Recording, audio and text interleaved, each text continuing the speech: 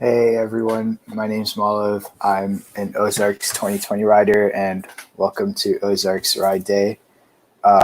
We have several people host joining us today. We have Sia, who's also Ozark's Avni from Houston, and we're going to be hosting tonight. As always, we could start off with Ride Deads.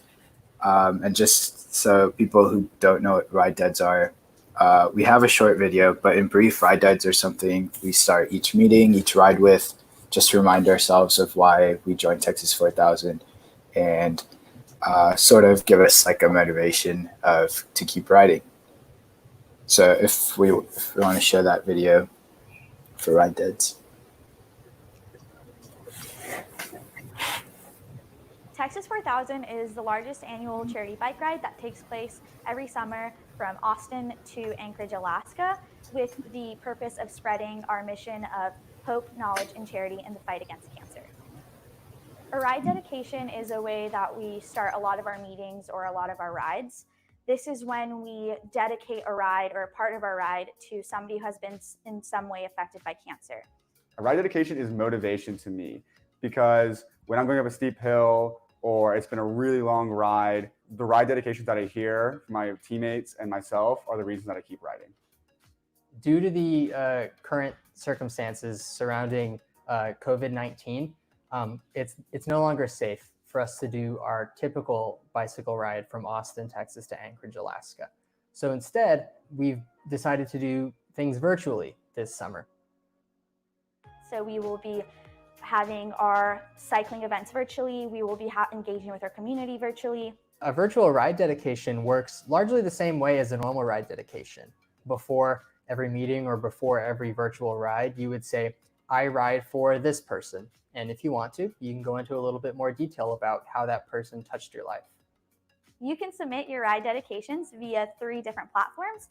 You can submit a ride dedication via the Texas 4000 webpage. You can join our Facebook live stream, or you can join our Zoom calls. The virtual ride will be going on from May 29th to June 26th, and ride dads will be held before host interactions in the afternoon and at 7:30 to 8 a.m. Central Time every morning. Thank you so much for participating. Join us at texas4000.org. Together we can make a difference.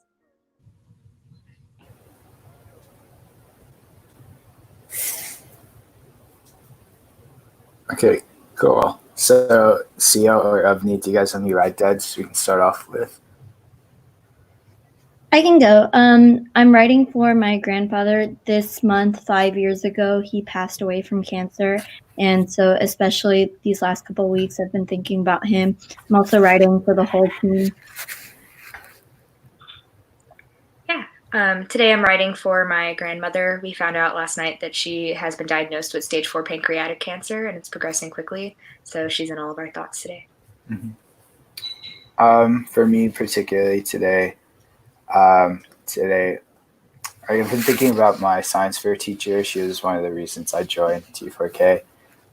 She really inspired me to do engineering and pushed me into science fair and pursue an electrical engineering degree. Unfortunately, she's battling cancer right now, and a lot of the experimental treatment that she's going through isn't working too well. So praying for her and hoping for the best. Rajan Vora, is that your dad? That's my dad. That's awesome.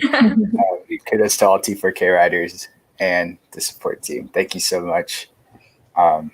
I'm really proud of everyone in T4K so far, especially 2020, and for sticking through what we've been going through. Yeah. Thank you, Texas 4000. For the support. And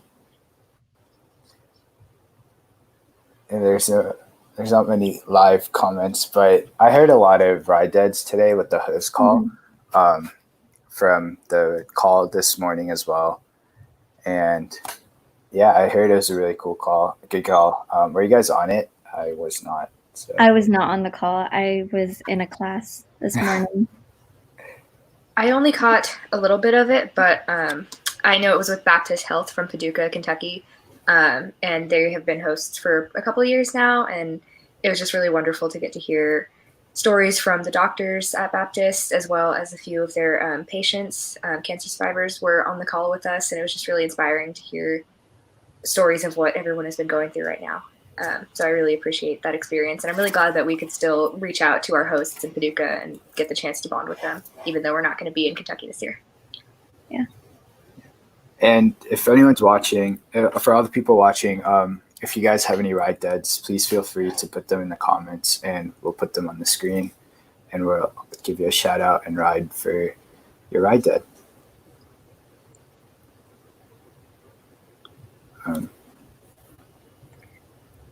Like what we were saying earlier in the host call today, it's really nice that at least through virtual riding, we are able to meet with so many more people and interact with everyone. And it's been helping a lot, seeing the whole team. Yeah, and we don't just get to meet, like normally on the real ride, we would get to meet just Ozark's hosts as we go through the Ozark's route. But because of this unique experience, we're able to meet hosts from Rockies and Sierra as well, which is just something that I never thought, like I never could have imagined going into this, but it almost makes it better just getting to meet more people and knowing how big our reach is across the country. It's not just one route, but all three. Yeah, so riding for Paige and her family.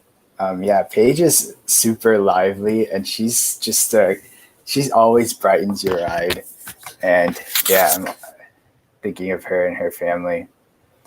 Sure, for sure. Dude, I remember we rode together we rode together once, and she's an absolute tank on the bike. She really is. Almost feels like everyone is. Our whole team is just biking with anyone. It's incredible. Like, I'm so proud of our teammates for everything we've accomplished throughout the year. I really wouldn't have been able to do it without everyone's support. So can you please ride for my friend Carlo Longino, who lost his battle to lymphomyelitis 3 years ago? Yes, of course. We can ride for Carlo Longino. And thank you for your support and for your ride dedication. Thank you. Do y'all have any particular stories from sharing ride dedications throughout the year? Any moments or any individuals that have stood out to you along our rides, things like that? I think for me, especially, any of the ride dedications we did after Coins for Cancer or any of the panhandling days were really particularly inspiring because we got to hear amazing stories from so many people that we just met for a couple seconds when they stopped on the road. And it's just really inspiring to see how many people are affected by cancer. And I think it's amazing to be a part of this org where we can do something about it and raise awareness. Yeah, Coins for Cancer is like truly incredible. It's such an amazing day. I remember at my stop on Coins for Cancer, there was this one car that had driven past our stop, and he like made a turnaround a couple times, and we didn't know what he was like, why this individual was driving around and around. And one time he caught all of our attention. He like pointed to the ground, and there was a plastic bag, but he didn't have time to like yell out the window or say anything. So we just figured, oh, he accidentally dropped a plastic bag. We're not going to let him litter. We picked it up for him. And he came back around, and in that time we noticed that there was $100 bill in that plastic bag anonymously with no message, just dropped off. And it's just that kind of impact because we had a sign that said we were fighting cancer. We reached so many people without even realizing. So that was just such a really touching moment to know that even people just driving by still support us and still support our cause. Yeah, it's crazy. Like even when they see us on like our bikes, a lot of people just know who we are, even in Plano. I had one person stop me on my ride and tell me like, hey, ride for my daughter. She did this a couple of years ago. I remember one ride, it was me, Ben Tolley, and Miley. We were doing a Shoal Creek, and this guy stopped us. His son had rode T4K, and I think his wife was impacted by cancer. And he stopped us and took our names down and like was going to donate money to our page. And he also gave us cash as like an incentive to like, hey, I'm going to donate to your page. Which was pretty cool at first. We were kind of scared, like, oh, who's pulling us over? Like this car is really mad at us. But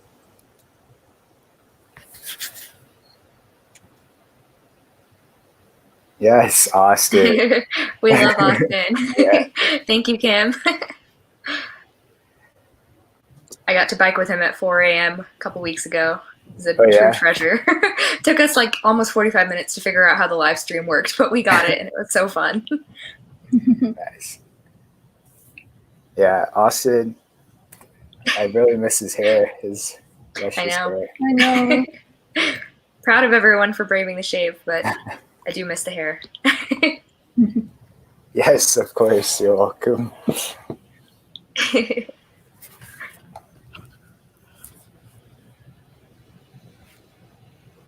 Whose ride dead stood out to you the most during the year?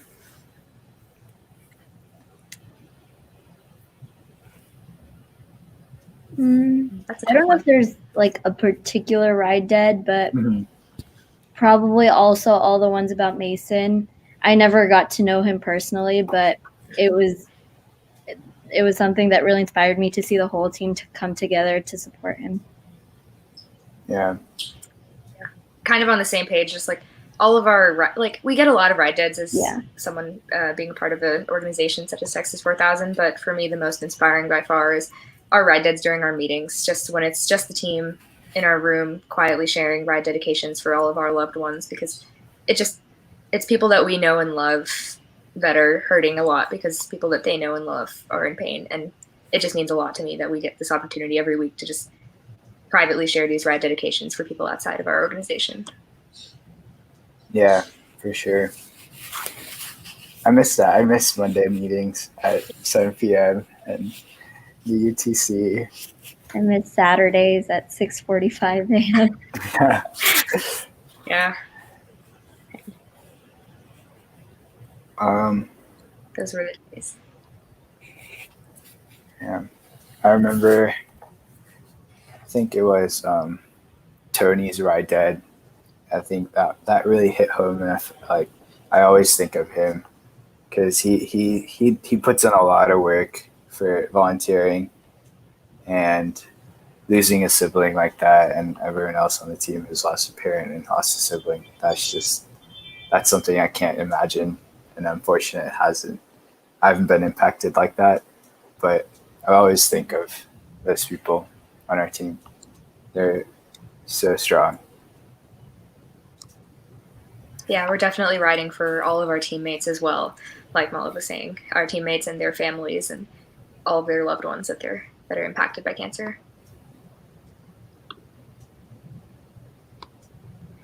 Thank you. Thanks. I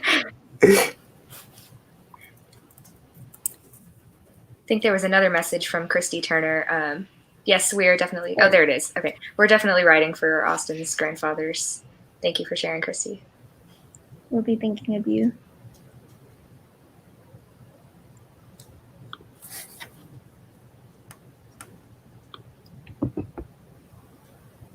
For me, at least, I was going to share this earlier. One of the most like prominent moments with ride dedications that stood out was on the half century test. I was really anxious about our half century test because it was a big deal. It was 50 miles in under 5 hours. I wasn't sure if I was strong enough that day to do it. I woke up at like 3 a.m. and I could not go back to sleep because I was just so like excited and anxious and ready for the day, even though we didn't have to be like biking until 6:45. So the only thing that managed to calm me down, I kind of like stalked everyone's profiles on the Texas 4000 page because I hadn't actually gotten the chance to go through everyone's yet. I just started reading everyone's why I rides. And that just managed to calm me down and like reground me and like help me remember why I was doing this. And I wasn't just biking to bike. I was biking for all of my teammates and all of their loved ones.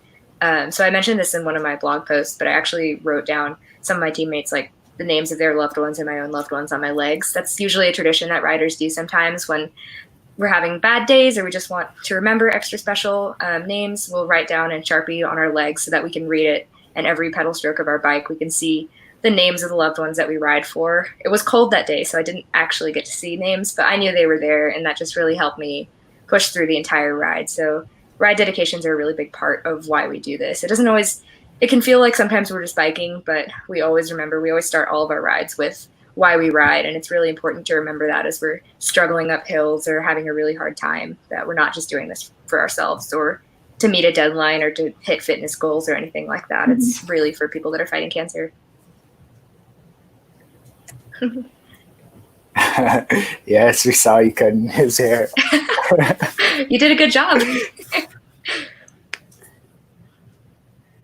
Of course. Of course, yeah.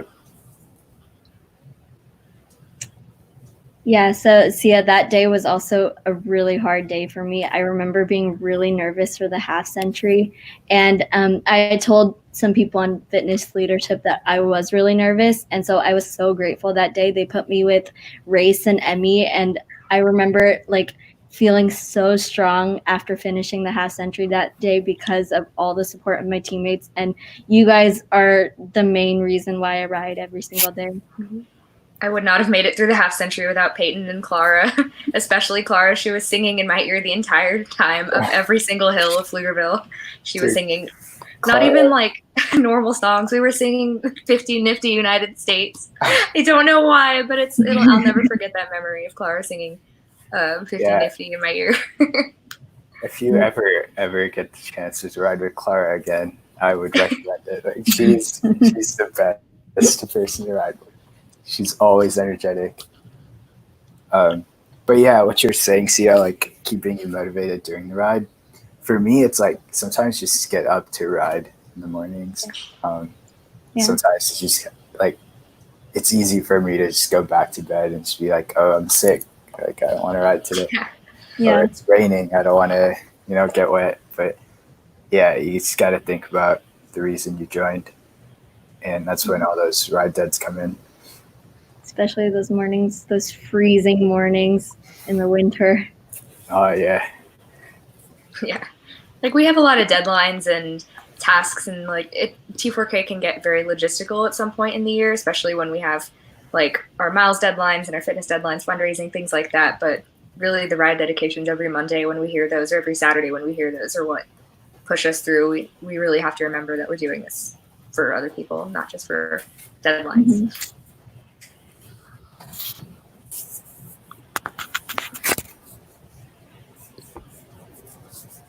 How have y'all been at home?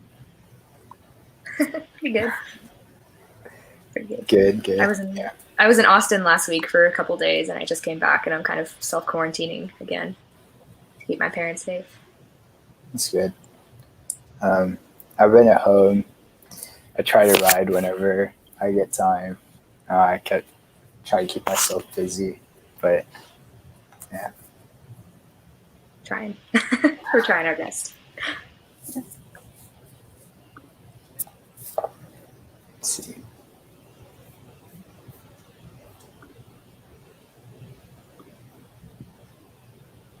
Did y'all get a chance to give your Why I Ride presentations?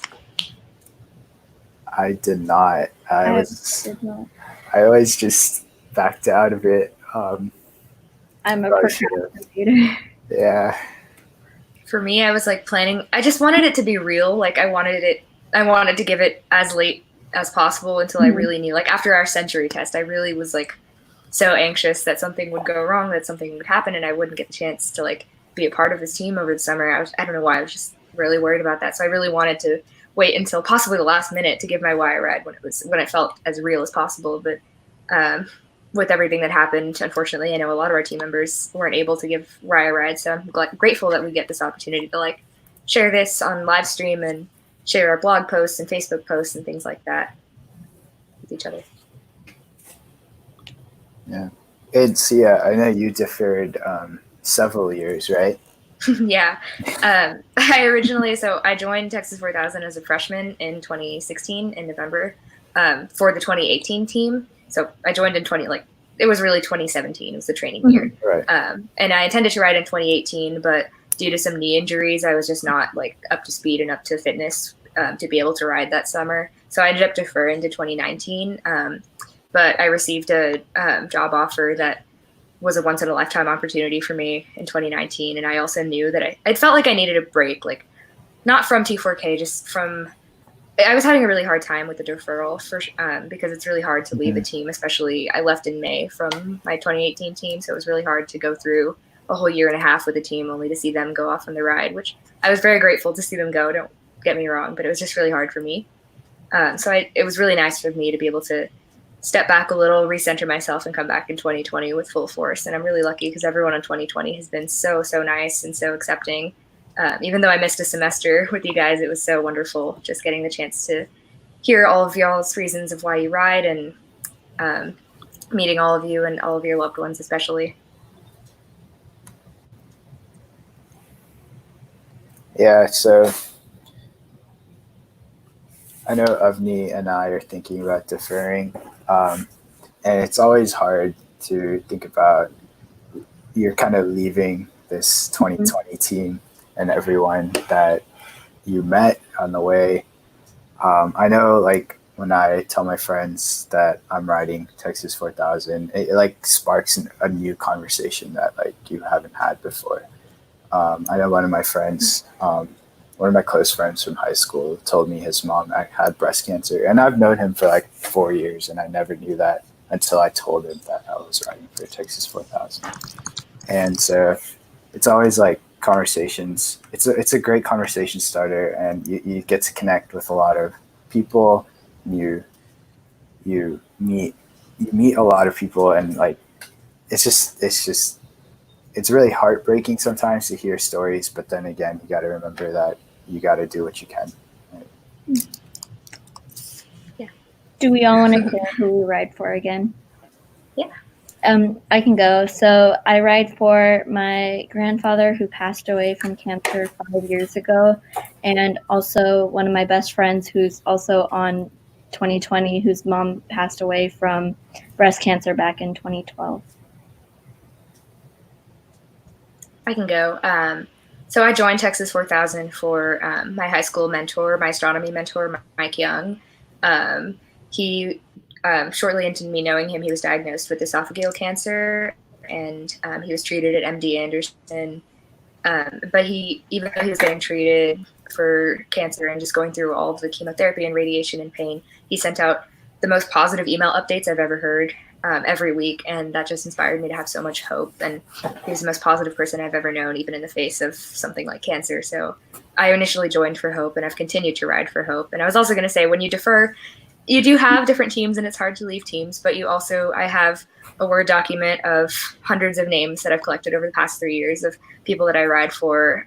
So it's a really special experience because you don't just get to do this for 1 year; you get to do it for 2 or 3, however long you defer. So you'll have a lot of people that you ride for. You'll just have a much wider base of teammates and loved ones to ride for. Yeah, it's super cool. As I mentioned before, I joined T4K for my high school teacher, and she's currently not doing too well on experimental medicine and treatment.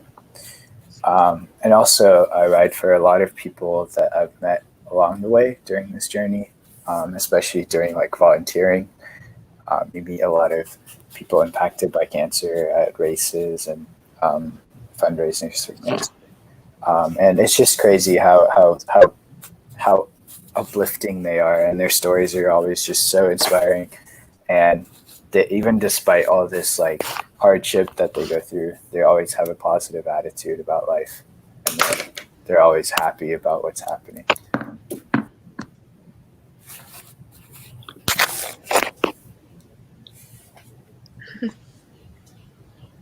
Thank you. That's my aunt.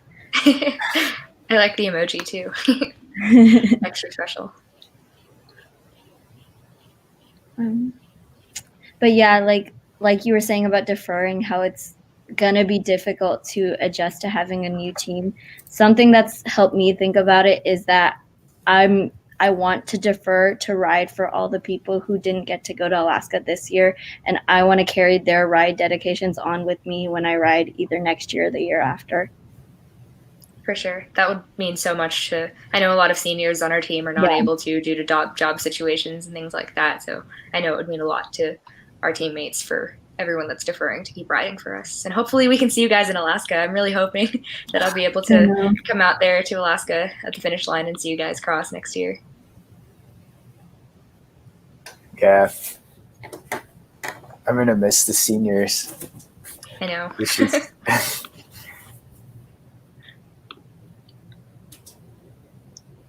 They're off to their next Alaskas, as we've been saying. Oh, yeah. I know, like, at the start of this, people said it wouldn't be what you expect. And it really wasn't. Like, even with all of this, it's just, you just can't explain to someone how the journey will be. Yeah.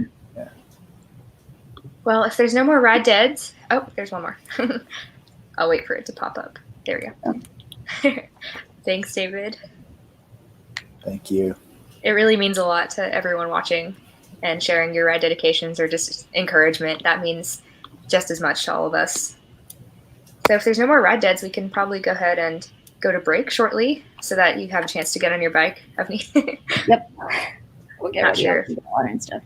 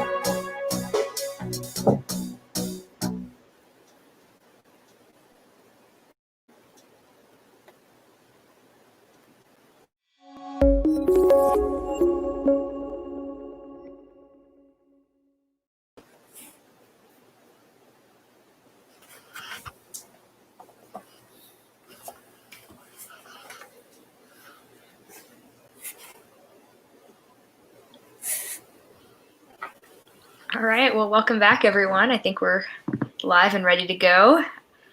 Avni's on her bike, probably just getting started. I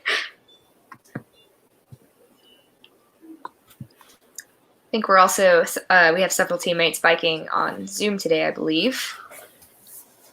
We should be seeing them later on in the presentation. Yeah. Yeah. I've never biked on a trainer. What does it feel like? I think she's muted. I can answer it. Well, I think Avni's muted. We'll have to get her unmuted if she's going to answer. But yeah, it's definitely different from biking outside. Biking on a trainer is very hot, is one word to describe it, because there's not a lot of wind or things in your like breeze in your face. But it's definitely challenging. It doesn't seem like it is. You seem like you're just pedaling, but you can definitely get a pretty good workout even from biking for an hour. I can't imagine. I know some cyclists have biked full centuries or half centuries on their trainers, and I can't even imagine that, because sitting in one place for 5 hours, this does not seem as enriching. But I know it's definitely something that cyclists do, and I respect them a lot for having the courage to stay on a bike for 5 to 10 hours. Yeah, I don't know how anyone can do more than like an hour and a half on the bike. Like, it's been a couple minutes and I'm already starting to feel sweaty. Yeah. Wow. How many miles does like 1 hour like how many miles can you do in an hour on a trainer? I know we average like 12 to 15 depending on the ride group, right? I'm honestly not sure, because my bike computer does not work. And so I have no idea how many miles I've been doing in a thing, but I feel like you probably do more than you do outside, because there's no wind resistance or anything. By the end of the hour, I usually hit like about 11 miles. It really depends. Like, I'm not biking at a pace of like 11 miles an hour, but yeah, I still do like resistance training sometimes, so it can go a little bit slower. But it really depends on everyone's trainer and bike computers. But we're trying to do what resistance you put your bike on. Yeah. And that. It's pretty cool. Yeah. But overall, it still feels like you're biking. Like, at least if you have like Avni has like the setup with our T4K bikes, everything feels the same, just inside. And some people have been using programs like Swift to bike, where it kind of feels more immersive, where you can see like your little avatar biking through some kind of path, or in London or somewhere else. There's different things like that can make training a lot more fun than just staring at a wall for an hour long. Yeah, can't imagine. I usually ride outside for my hour. It gets really boring really fast. 30 minutes into it, I'm like, oh, okay, let's go. And then after that, I'm like, oh, there's no one to talk to here. Yeah, because we're so used to just biking in teams, like double pacing. Even single pacing is not as fun sometimes, because you have to yell back and forth, but double pacing is the best on long rides when it's safe enough to be 2 per lane and you're able to have nice conversations or just catch up with your teammates. I sometimes start doing like hand symbols, like that. I'm like, oh wait, I don't need to do that. I'm alone. There you go. Sorry, I couldn't hear y'all. No worries. The setup is hard. It takes a while to get used to it. Yeah.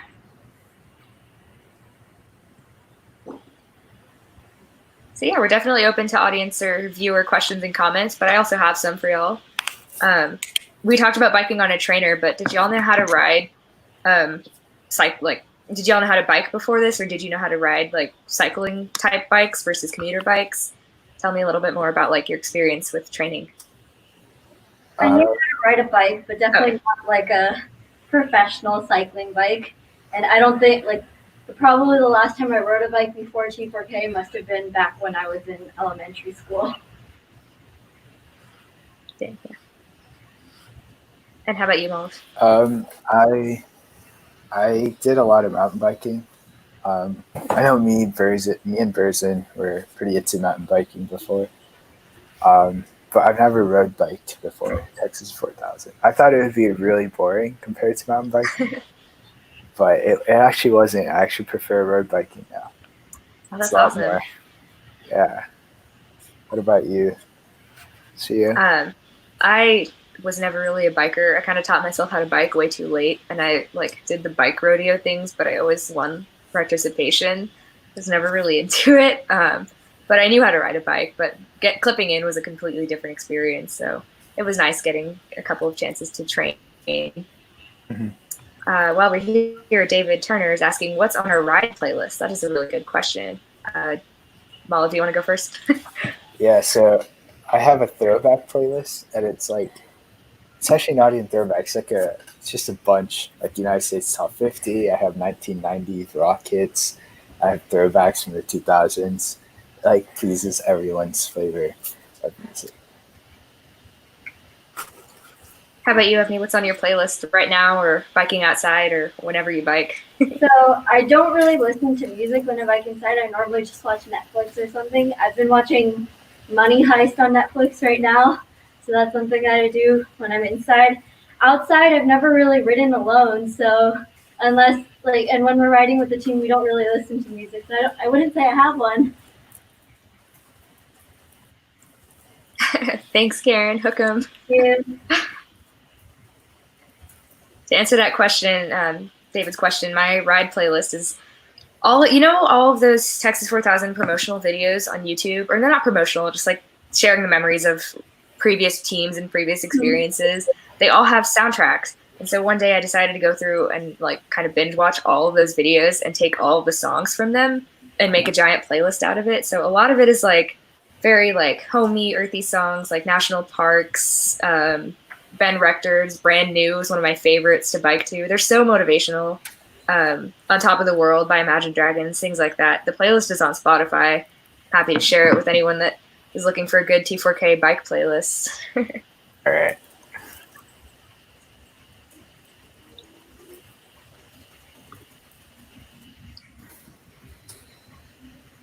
So, what else? So what was your morning routines like on Saturdays? Do you what time did you wake up? And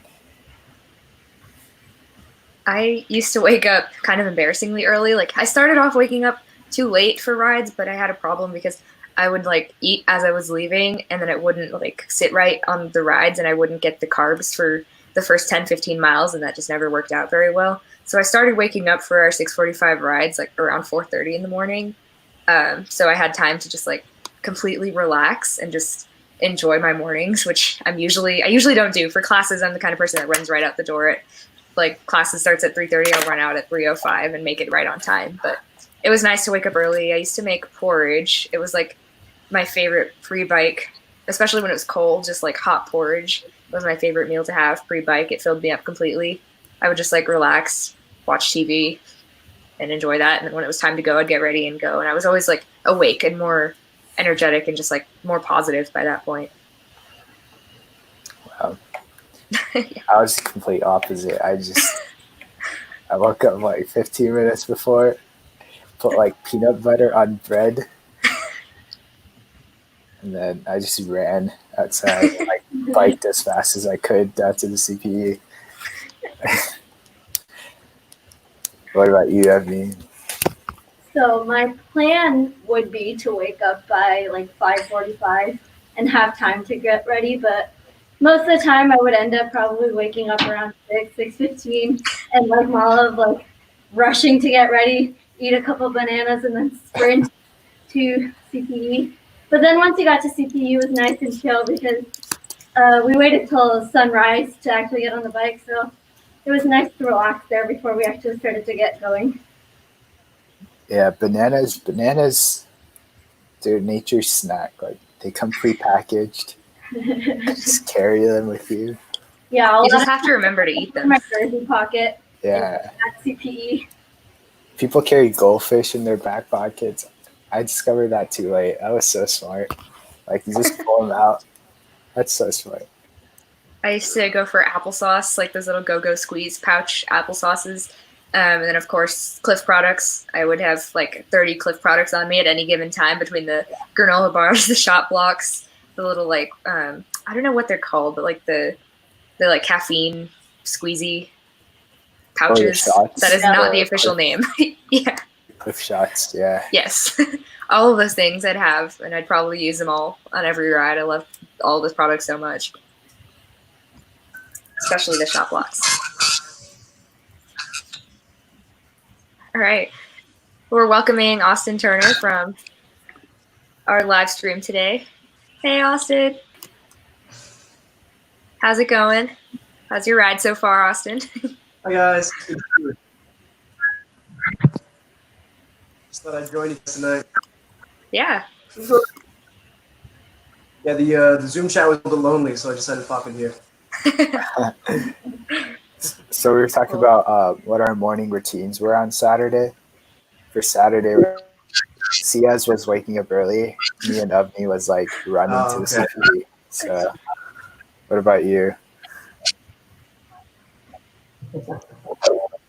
Let's see. I would wake up just early enough to get a group breakfast and kind of like sit and reflect for 5 to 10 minutes before I left, just to kind of like mentally get myself in the headspace to where I was ready to go on the ride. Because that's a big part of it, is the whole mental aspect. The physical is tough at times, but really just getting yourself in shape to do that.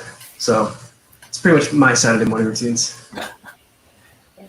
Especially when it's cold, it takes everything we have to get out and brave the cold. And it also takes me like 30 minutes to put on all of my gear because I wear like 6 layers no matter what. Yeah, I can never judge like how many layers to wear, like, cause like it just does. It just Yeah, for sure. I never knew. It's tough. That's why I'm thankful for our support and gear team. They always come in clutch with the jacket fans, where if we decide to take off jackets or extra layers of leg warmers, that's what our SAG cars are for. I was always too scared to give it to SAG. Like, I just thought it would just get lost. Like, I thought it was just like a black hole. You just give it. And then, We all have the same gear. yeah.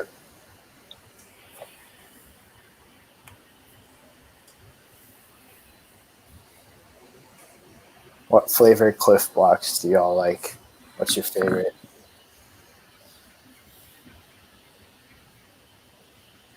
Austin's on mute. We'll let him figure that out. Avni, you want to take this one? What was the question? What's your favorite Cliff bar? Probably the chocolate chip one. Yeah, classic. Have y'all ever had?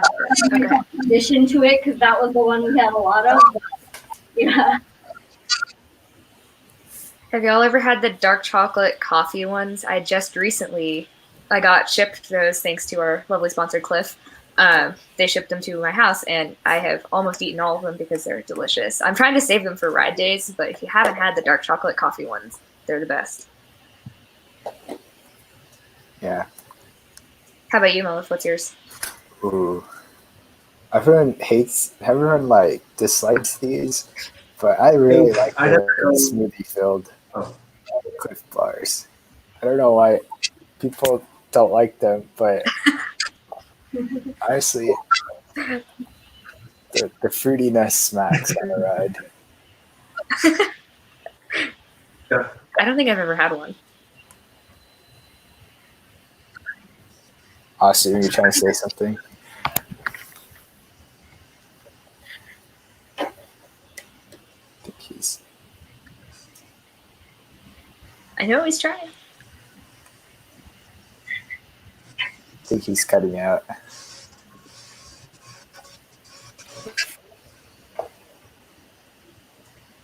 I think my favorite flavor is going to be the peanut butter. You said that? Sorry for my connection. Yeah, the peanut butter ones. Ooh, what's your favorite, Buc-ee's or Round Rock Donut? I gotta say Round Rock Donut. Round Rock.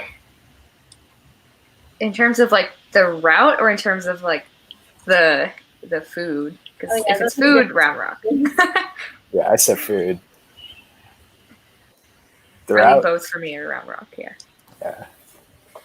I like the Buc-ee's route, actually. Really? Did you do it another time other than that Saturday ride? No, that was the only time. It I was only did nice. half of it. Yeah, that was like one of your first rides, Zach, right? Yeah, I was recovering from like a minor knee injury. I don't even know what happened to I just must have done something to my knee sleeping or something. But yeah, I was recovering from a minor knee injury, so I only got to do half. But I biked 2 Buc-ee's, and that was pretty rewarding just to get to Buc-ee's and get the food. Yeah. I remember the Buc-ee's where I had a lot of dogs. Oh my god. That was kind of scary. Yeah.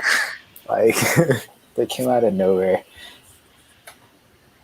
Like, I love dogs so much, and normally they're pretty safe, but it was just kind of spooky when seeing a dog chase you on the bike. But everyone stayed safe, so that was we the were all good. I've ever biked. Yeah, same. Never thought I'd be biking away from a dog before. Normally I'm the person that loves to pet them, but safety first. But yeah, Round Rock Donuts, I remember we used to, well, a lot of people learned their lesson not to overload on donuts because you'd have to bike home full of donuts. I learned that lesson. I used to get like 1 or 2 cake donuts just to get the energy. And then the bike back was just so awful because I was just so full of donuts and I couldn't move. But it was worth it because they're so good. Yeah. Yeah, the first time we did Round Rock, it was like, wow, we're gonna bike 40 miles today. And then Round Rock just became like a casual weekday 3-hour training ride.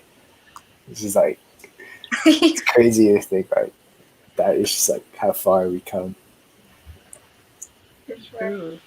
Eating or drinking noon tablets. Ooh, I what's don't your know. take?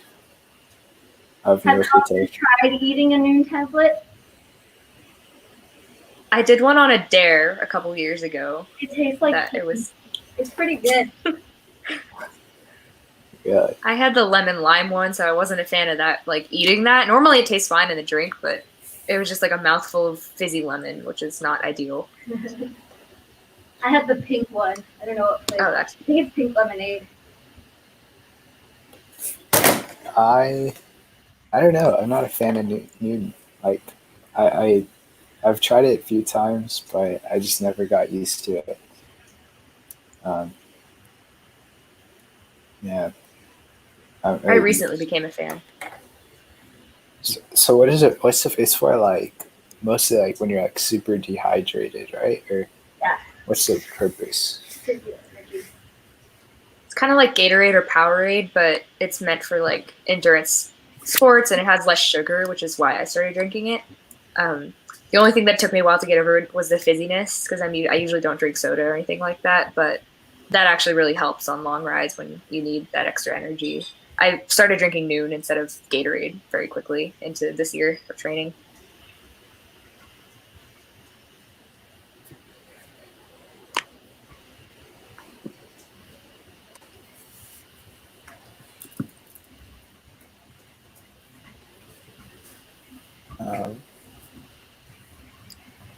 Let's see. Oh yeah, I was gonna ask earlier actually when we were talking about like why we ride and people that we ride for. A big part of why we do Texas 4000 is for volunteering in the community. So are there any organizations that you guys have enjoyed volunteering with in the past year, or any moments from volunteering days that have stood out to you? Mal, if you can go first. Ooh, what day stood out to me? I think the first time during onboarding, we volunteered at the Austin Marathon. And I think that stood out to me a lot because it was like both teams combined, 2019, 2020. And so that really showed like what we were going to become, seeing 2020 like so connected and so from like a family together. It's like exciting to see like, oh, like from a year from now that's gonna be me and like these strangers at the time around me. So I think that like had an impact on me and like how I viewed what Texas 4000 was gonna be. What about you, Evney? For me, I think any of the volunteering events we did with Be the Match really stood out to me. And I think it was after meeting Lizzie that I became so like inspired and passionate about the org. And Brenda is also really amazing. And just seeing how she motivated people to sign up for the bone marrow registry in like 2 minutes when they're walking to and from classes was really inspiring, and it always stuck with me. Yeah, I hadn't heard about Be the Match until joining Texas 4000, and I'm so glad. It was one of the first things that we did. We all, at least in 2018, we got swabbed during meeting, and we had the chance to hear from Be the Match representatives, and it was always so impactful just to use our large voice as a team of 70, 80 people to spread that around campus and get people to join the registry.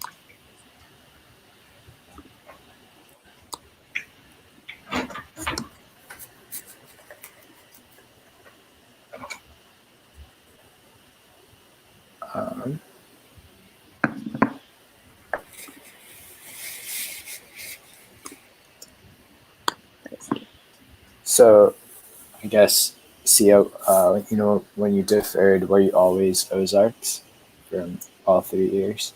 So I joined Texas 4000 as hoping for Sierra, and I was Sierra in 2018. I have family in California, and I was really inspired by the fact that Sierra visits a lot of hosts and gets to stay with hosts almost every night of the ride, just from the nature of staying in multiple cities or more populated areas. So that's why I originally joined Sierra. But when I deferred to 2019, I actually was on 2019 just right after the route decision process. I prefed Ozarks just because I wanted a different experience. I think it would have felt too much like I mentioned before, it was kind of painful and hard to leave my team behind, and it would have felt too much like not a copy paste, but it would have just felt too similar being on Sierra again, kind of reliving the exact same thing. As much as I loved Sierra completely, I needed the chance to switch. And I had always thought about Ozarks because, like Sierra, they visit a lot of hosts and hospitals in a part of the country that I've never been to. I've almost never been to the Northwest area. So I was really excited to meet people in those areas and get a chance to explore and have a new opportunity. So I stayed with Ozarks for 2019. And then because I deferred so quickly, I just stayed with Ozarks for 2020. And I'm proud. So I'm like Sierra and Ozarks, but I also love Rockies. What about you, Avni? Why did you choose Ozarks? Well, so I actually had family on both the Ozarks and the Sierra route, so I was kind of indifferent towards both of them. Like I said in my thing that I was okay with going on either route. But now that I'm on Ozarks and I was lucky to be on the travel committee, I've become so passionate about this route. And I think that when I defer, I'm probably going to prep Ozarks first just because I want to finish it out and go through this community. Yeah, being on travel has been so impactful for sure. Yeah. What about you, Mala? I actually don't know why I did Ozarks. It just kind of resonated with me, and then I honestly didn't mind whichever one I got. Yeah, I just yeah. Do you think that when you defer, you're going to prep the same way? I don't know. I might just be like no preference and just whichever one I get put into. Yeah, go see it. I'm not even biking today. She's making us look bad because we're not biking. I left my trainer in Austin due to a bike rack issue. But I'll be biking again soon. But in the meantime, we're here to cheer on Avni and Austin. He's still biking. Just dropped the call from internet. So a big part of Texas 4000 is leadership development. We kind of touched on this over the past few days. But what's one thing that you guys have learned about yourself during T4K as far as leadership skills or just in general? What have you learned? Avni, you can go first. So I was not on leadership until this semester, or I guess last semester, when I joined the travel committee. And the one thing I really learned from the whole experience is like how important it is to be able to rely on your teammates and work together and speak up when you need help, and also be there for your teammates, especially because there would be certain weeks where a lot of us would be overwhelmed and have stuff going on. And I think it was really important just to be honest with your teammates and just always be there for each other. How about you, Molly? For leadership, I guess like taking initiative. Like it is like what you kind of put into it. Originally, I didn't think. I mean, I don't have a big leadership position, but originally, I didn't really think that I would want to do anything. I thought I'd just be a member and just kind of like do the minimum. But then I saw like the value in taking that initiative. Um, and like as a bike mechanic, like I didn't really do much, but it was really cool to see like how things are organized and how things are like planned, um, and how to make sure like everyone is on track and how to help other people with things they might not know. And obviously along the way, I learned a lot of like bike maintenance and stuff. That's pretty cool. I'm pretty sure Mala's helped me fix my tire a couple times. Yeah, of course. For sure. And I guess to answer this question for myself, the biggest skill I've learned is just resiliency. It's one of our pillars of Texas 4000. It's one of our leadership pillars of Texas 4000. And over the past 3 years, I've had weak knees pretty consistently. My knees just are terrible due to whatever reason. So it's kind of been a test of my own resiliency to every time I have a knee injury, something will happen. One time I fell up a flight of stairs when I was walking home and I'm clumsy. I fell up a flight of stairs and my knee got injured.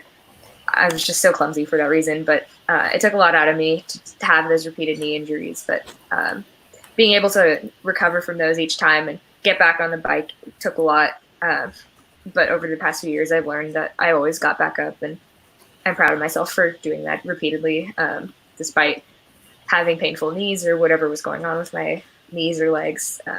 I know it's something that I'll be able to carry on even after biking. And I think that a lot of our teammates can say the same, even without injuries. It can still be hard after a hard ride to get back on the bike again and do the whole thing over again the next day, or after a rest stop to bike all the way back home. Resiliency is something that T4K really has taught all of us, I think. And I look forward to seeing how we use that in our future. Yeah, for sure. And on top of that, it's always frustrating to like get injured, and then you're always like, "Oh, I used to be able to do this, but now it's a little harder for me to do it." So that's always like a struggle, especially with this break that happened. I stopped biking for a few weeks, and then when I started again, it's kind of frustrating to be like, "Oh, I can only bike this much at one time." I used to be biking 83 miles, 90 miles at once. So it's like a mental resiliency to come over that. Yeah. It's also important to know when to stop. I know, for example, like when I was injured recently and I was doing the Buc-ee's ride, I wanted to do the whole 80 miles, but it's important, and something that T4K has taught all of us is just to know when our limits are and what are how far we can actually go before we need to recognize that if we went any further, we would only be hurting ourselves. So I've learned that for sure, and I think that's another skill that T4K can teach all of us.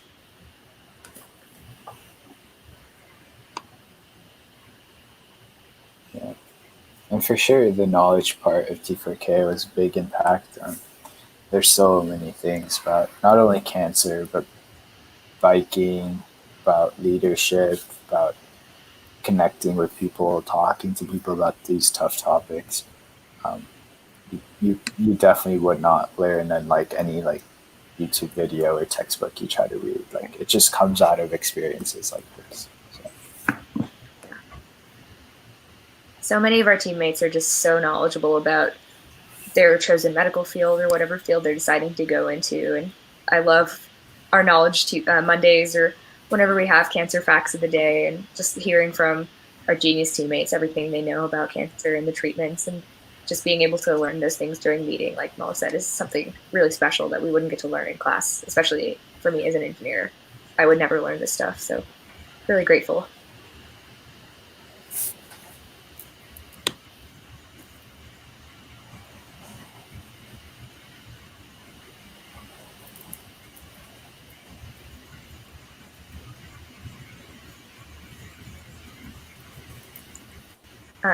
I think we might have touched on this, but I'm just curious, what are y'all's favorite memories from being a part of Texas 4000 over the past year and a half. You want to start? So yeah. Okay. In terms of favorite memories, I would probably say like any of the hangouts we did with T4K people outside of meetings. Like it was so nice to get to know like my teammates in a different setting than just Monday meetings and Saturday rides where we're all vulnerable in some aspects, and it was just nice to get to know my teammates. Also, for me personally, any ride that I finished from start to finish would be a really proud accomplishment because I went into T4K not being very confident in myself and my physical ability. And especially after finishing that Dam Loop Line Creek ride, it was the hardest thing that I've ever done, but finishing it made me feel so proud of myself. And that's the thing that I love about this org is that each week I would push myself more and more, and I've just honestly surprised myself on how much I've been able to accomplish. Yeah, for sure. I think my favorite memory. I'll give you my favorite ride. It was with Benjamin, Tully, Miley, and Ray. It was like their practice half century, and Miley was just like scared the whole time. But she halfway through the ride, she's like, "You guys, we can go faster. You know that, right?" And like I'm there, like winded in the back, and Miley's just like, "Guys, let's go faster." I'm like, "Oh my god, Miley, you're such a tank." Yeah, I remember that. You guys like sped into the rest stop safely, but still, you guys were zooming. You killed it. Yeah, All four dude. absolutely killed that ride.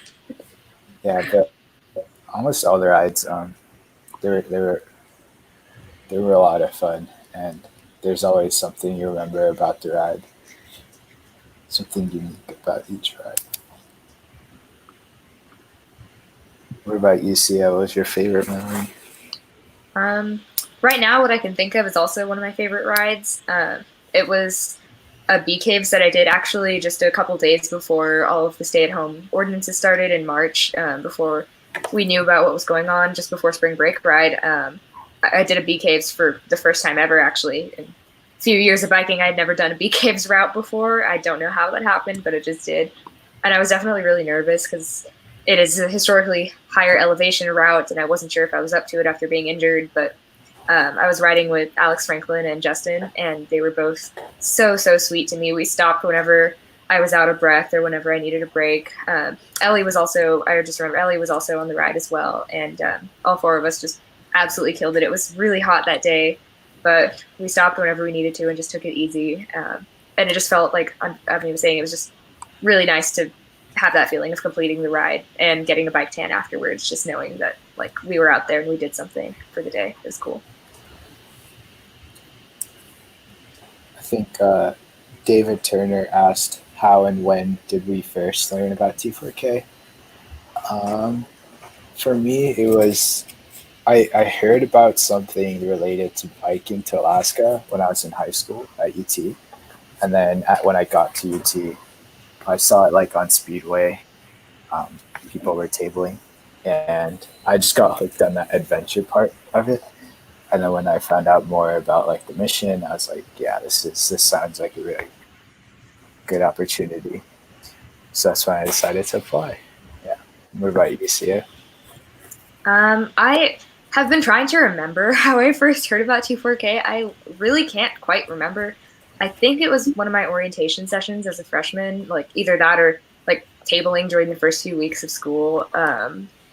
I heard about this program called Texas 4000, and like at first I was like, there's no way I'm going to get in. Like I just had no athletic experience, and I thought I needed to be like a high school athlete in order to get into this program because it is very physically tolling. I am the person that took bowling online in high school. No shame there. It's an option. You can do it. It's really fun. So I did that, and I really didn't think I'd get in. So I don't remember like what went through my head when I was like, yeah, I'm going to apply and do this. Like, I think I was just motivated, and I had known my mentor. He was still going through his treatment during that time when I was still a freshman. So I think that was just on my mind, and that kind of superseded everything else that I was thinking of about my own fitness and my own doubts, I guess. How about you, Effie?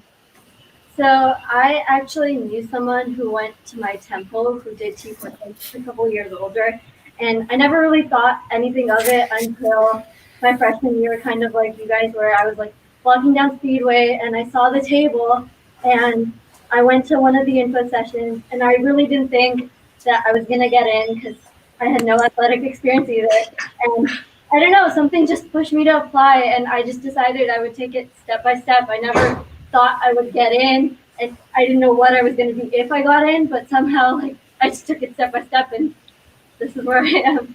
Yeah, I knew so little about Texas 4000 in my first not orientation, but like the first info session. I remember asking, I was like still so confused about the whole thing. I was like, so do we need passports to get to Alaska? And I remember everyone laughed at me and they were like, yeah, duh. Like, how are you going to get through Canada? I just didn't even know anything. And now it's been like 3.5 years and I could never have imagined I would be here, honestly, all those years ago.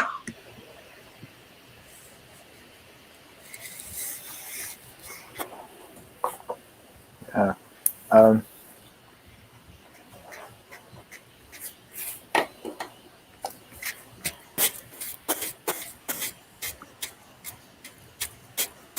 I guess we kind of talked about our favorite rides, and you kind of touched on it, but what was like the most challenging moment with Texas 4000 that you've had, whether it's a ride or meeting something or anything like that? So for me, the most challenging ride that I've ever done was the first time we did Pflugerville after winter break. I just hadn't biked very much during winter break, and that was a very hard ride for me. Bowen actually ended up pushing me most of the ride. He had one hand on my bike, left Bowen, and he pushed me through that whole ride. And that's why, like, I know I mentioned it during Ride Deads, but that's why I was so nervous the next week when we were doing this like half century, and I was freaking out. I was like, there's no way I'm going to be able to finish. And so when I got paired with Emmy and Race that day, that was the best ride that I've ever had because they were just so encouraging, and it felt really good to finish that ride and pass. Yeah, for sure. I remember that. Yep. How about you, Molly? Oh, the most difficult ride. I would say I definitely psyched myself out for BKs. Mm-hmm. That was, yeah, it wasn't, I think like it just got built up to the team as like this really hard ride. And I think everyone was capable of doing it at that point, but we were just scared. And I think just coming, not that ride particularly was probably not the hardest. I think, I can't think of the hardest ride.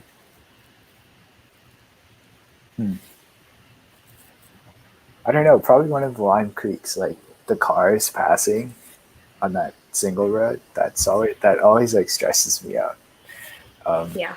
Yeah, so those stretches of roads in like far West Austin, I remember I had Colin as a ride lead, and like if I didn't have Colin, like I would be so scared for that ride.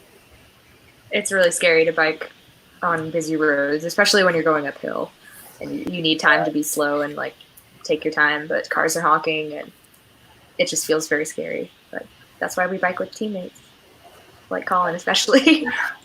That's why I'm also grateful for all of our ride leads because I don't know how they do it. I could never do that. Yeah, they manage so much.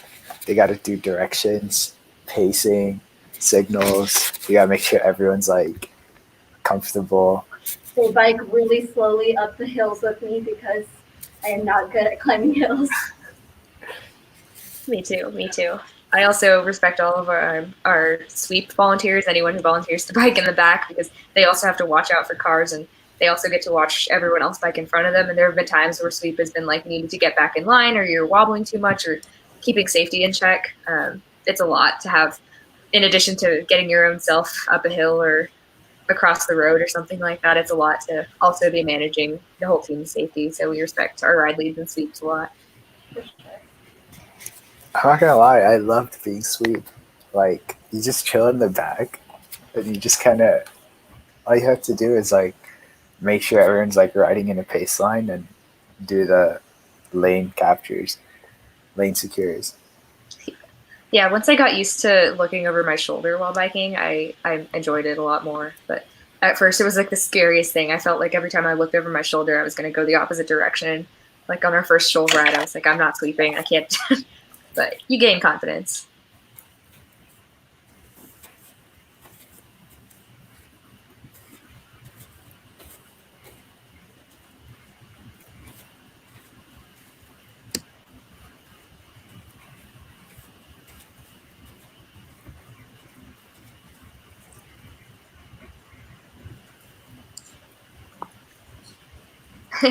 Yes, page sweep is best.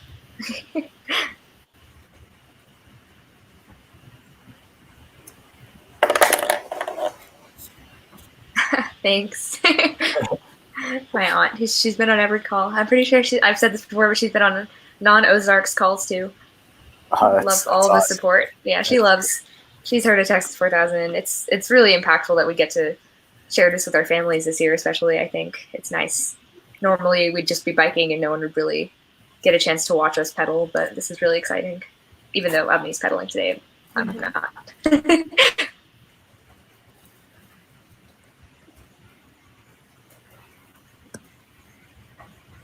How has y'all's fundraising been going? And like, what's your favorite part about fundraising? Favorite memory of fundraising? Anything like that? Well, if you can answer. Yeah, I kind of forgot about fundraising for the last couple of weeks. I just kind of one day just remember I was like, oh crap, I should probably finish my 4.5k fundraising. But I think I was like $50 away from the 4,500. Nice.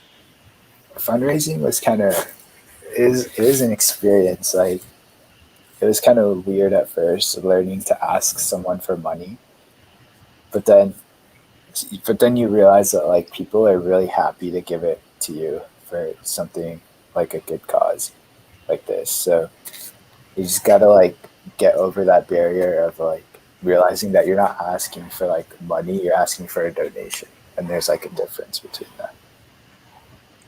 Yeah, for sure. I know it was hard with everything that's going on with COVID-19 and just the economic situation. It's really hard to ask your loved ones or your connections for donations right now. But we are really grateful for everyone that has been able to donate or just support us in any way along this time. How about you, Evney? What's your favorite part about fundraising? How's fundraising going? My favorite part about fundraising is probably either panhandling or there was one time where me, Yash, and Anuj went door to door in Sugarland near Yash's house, and that was probably one of my favorite experiences with fundraising because we got to talk to so many people. I remember there was this one man who had recovered from tongue cancer, and he ended up donating like $50, I think, and he just sat and talked to us for almost, I want to say, half an hour about his whole experience and how he was so grateful to all of us for doing this. And I think just meeting new people through whether it's panhandling, Queens for Cancer, door to door, whatever, has been one of my most favorite experiences, and just hearing their stories. In terms of my own fundraising, I'm almost there. I'm about $100 short, and like Mala, like it's said, it's been really hard to ask people for donations in this time, but I'm working on it. Yeah, for sure. Yeah, y'all said that perfectly. Fundraising is such an impactful part of it's hope, knowledge, and charity is such an impactful part of being Texas 4000. And I love getting to meet people and seeing how generous people can be, even when it's hard for them or they're going through a hard time. They get joy in sharing their funds with us and with people that we're going to donate to.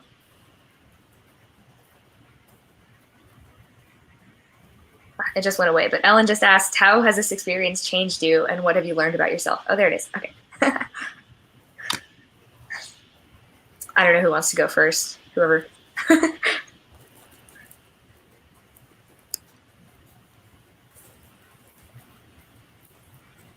I can go. So I would definitely say that, like we were talking about earlier, it's made me be a lot more resilient, and it's also helped me like realize when, like, what my limits are and when it's okay to say that today's not my day. I'm gonna stop today and try again another day. And I think at the beginning of 2-4K, that was the most frustrating part, was when I felt like I was not as good at, and I was not good enough, and I would be struggling, and I would constantly try to push myself past my limit. And I think through this whole experience, I've learned that it is okay to accept that you're not going to be where you want to be in one time, and to continually try to push yourself to try harder every other time. Very well said. Looks like we have Austin back with us. Welcome back, Austin. How's your ride been? Hey guys, good to see you again. Yeah. Pretty good. Nice and tired. Yeah, I bet. You guys are heading into the last 10, 15 minutes. Real quick? Yeah. Okay. I guess for me personally, for over the ride, I've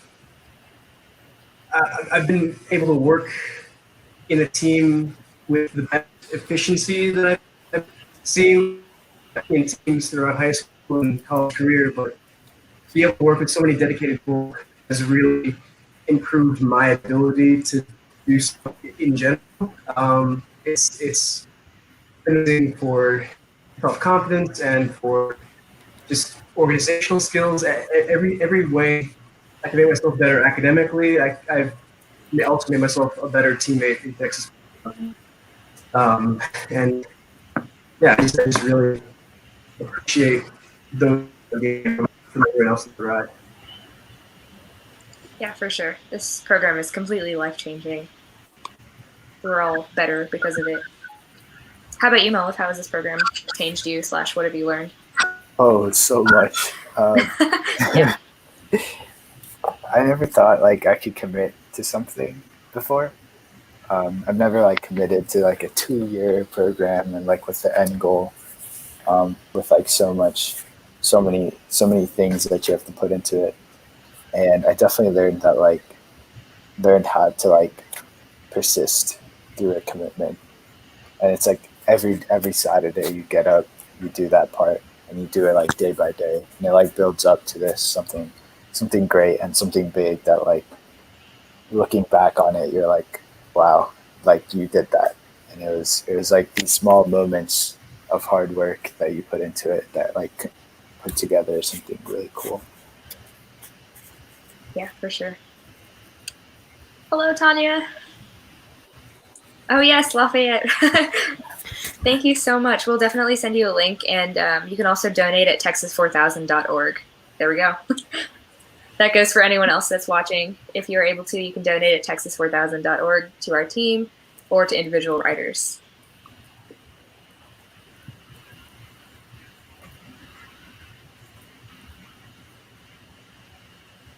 Austin, we were talking about this earlier, but what songs do you like to listen to while biking? Or if you have any Texas 4000 favorite songs, feel free to share those.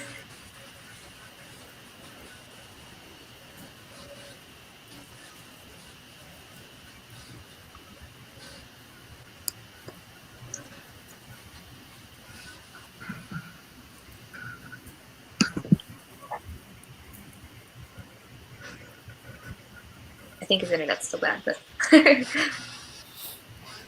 Yes, Indeed. huge shout out to Austin. He's got the biggest support system.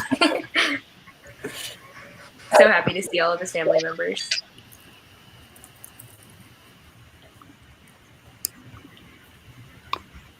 He's still riding. We know he's with us in spirit, riding away. Probably listening to his favorite song too.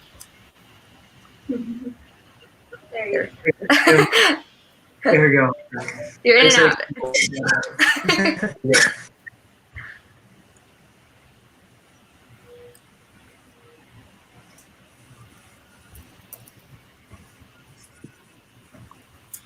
So if y'all are deferring, I know we also briefly mentioned whether we're deferring or not, but if you are planning on deferring, what are you most excited about for meeting the new 2021 team and just doing this experience again? What excites you most? Olive, you can go. Yeah. Yeah, for sure. Meeting 2021. I'm excited for that big team. I think that's like it's a lot of people, new people that you can meet, and I really thought about it this way, and like I enjoyed everything I did in T4K, even like the hard rides. I appreciated them after, like when I took a nap, and, and like I guess it's just a chance to like do it all over again, and yeah, so that's what I'm excited about, just to get the chance to do it again. I think it's like a silver lining in that. What about you, Avni? Yeah, I think kind of similar. Like because we didn't get to do this summer ride, like I hadn't really thought about what it would be like after the ride was over and going back to regular days without T4K meetings, without Saturday rides. And I feel like that would be something that I would have really missed. And I think just the opportunity to do it all over again with less nerves this time because I already know how to ride a bike. A lot of that's going to be out of the way. So I'm also really excited to meet my new team and just have the opportunity to keep going and have something to look forward to all the time.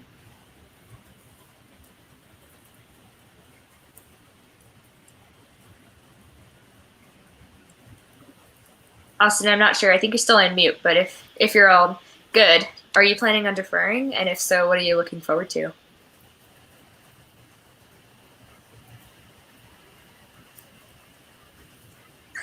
No worries, no worries.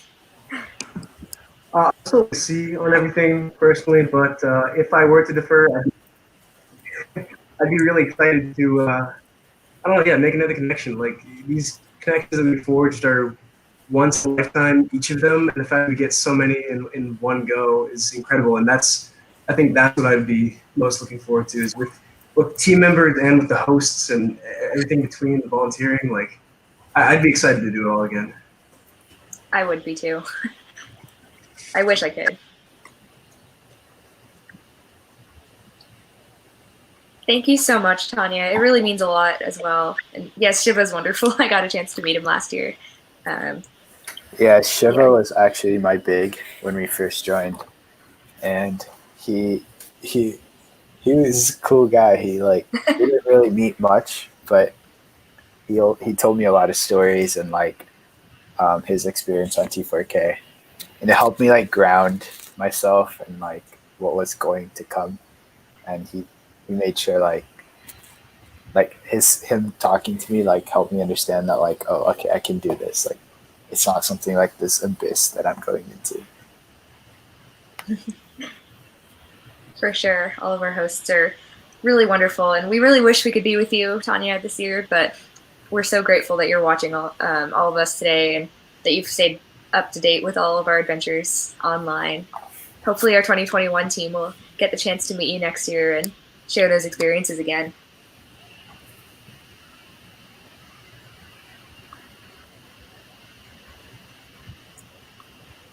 All right, it's like 9:25. We only have a few more minutes left. You guys are almost done.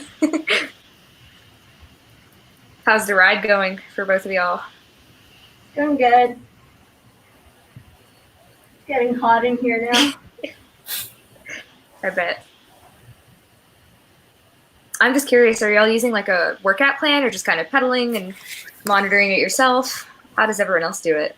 Normally I follow one of the like GCN videos, I'm just going for it. Yeah, just going for it today. Especially my trainer makes a lot of noise if I go on a high resistance, so taking it easy. Yeah. It's also really hard to bike and talk at the same time, so I really don't blame you for just going for it. Probably tell like I'm already like out of breath when I talk. You sound great. Both of y'all.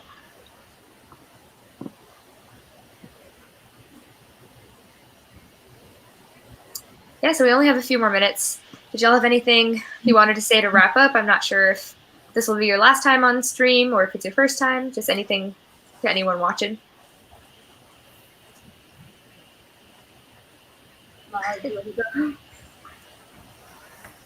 Sorry, can you say that again? Yeah. So we only have a few more minutes left. Did y'all have anything you wanted to say to anyone watching, or just to wrap up? Oh no, just thank you for your support. Thank you for being on the stream. It really means a lot to us that there's someone on the other end watching.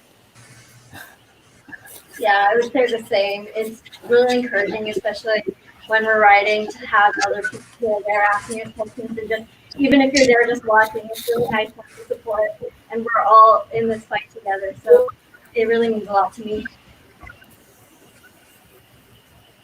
Austin, I had asked if you had anything, last words or anything to say to anyone watching. Go ahead and share that.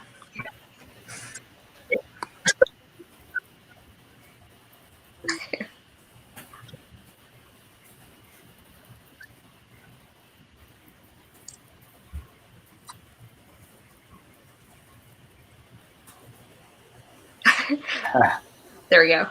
Thank you.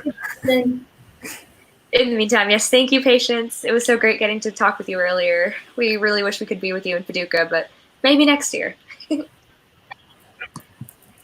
And the food as well. Yes, we're very excited about the food.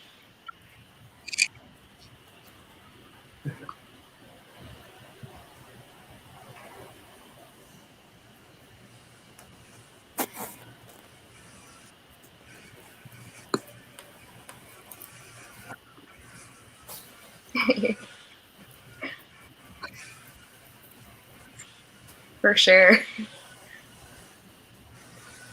I don't think we'd all be able to do it without all of your support, Ellen, and everyone else that's watching. I don't think it's not easy to just keep pedaling for an hour without seeing these comments come through and everyone liking it, and just knowing that someone is out there at home watching us on a Friday night means a lot. It really does. Thank you, Christy. Indeed, go Zarks. Thanks, Mom. Thanks, Aunt Ellen.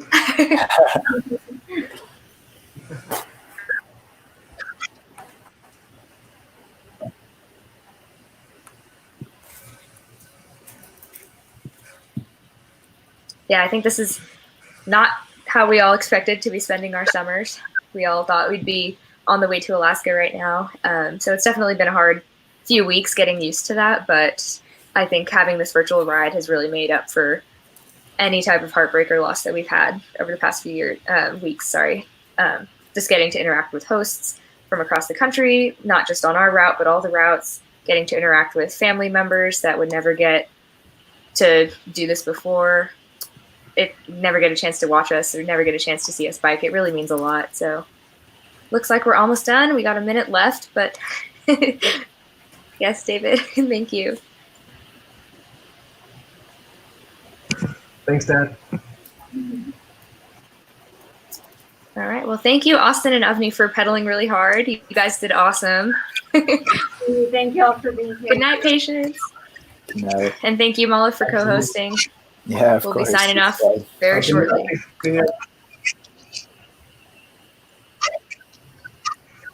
It really means a lot to us that all of you are watching. So wishing y'all, everyone that's watching, a good night.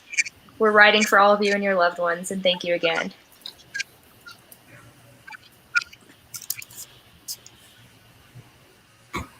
Thanks again.